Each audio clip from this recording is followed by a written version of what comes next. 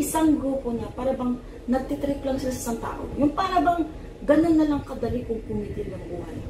Alam mo yung parang wala sa isip. Basta na lang kunin mo isang tao, bibidyuhan, tatapunan ng gas, sunugin. Kasi nakita ko talaga nagagawin yun sa part ng Pilipinas po. Hindi ito ibang bansa.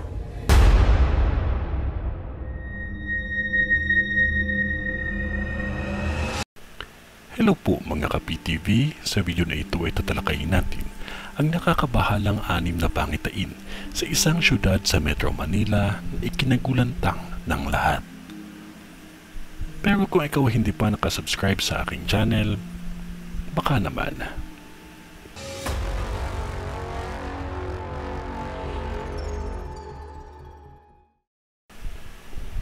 Nakikita ko sa vision ko ang isang panloloob ng mga masasamang tao. At may nakikita akong nakasamang babae, itong mga masasamang tao na ito. Walang takot itong gumawa ng hindi maganda sa kapwa. Ngunit may nakikita akong mga nasawi dahil sa hindi na makontrol ang sitwasyon. Maging maingat ang lugar na may kinalaman sa alahas at bangko. May nakikita akong isang bangko na maglilihap sa apoy. Lahat ng ito ay nakikita ko sa vision ko.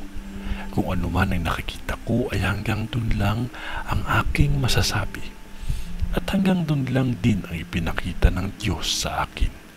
Dahil ang Diyos pa din ang masigit na nakakaalam sa lahat. Isang malawak na sunog ang aking nakikita na mangyayari pa lamang. At isang lindol na mangyayari pa lamang na nakikita ko, ngunit isang lugar na ito ang makakaranas ng matinding pinsala. Huwag pairalin ang takot, mas taimtiman ang pagdarasal ang gagawin.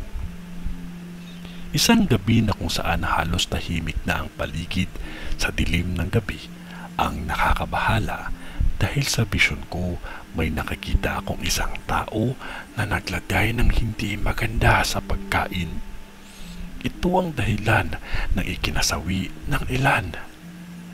Maging maingat ang mga residente dito dahil lumalakas ang enerhiya ng krimen. Maging maingat lalo na sa mga may negosyo ng bakery dahil may nakikita akong bakery na nasunog. Maging maingat sa lahat ng bagay na magiging sanhi ng sunog. At huwag nating kalimutan ang manalangin palagi. Ito ay ang bisyon ni Madam sa Tondo.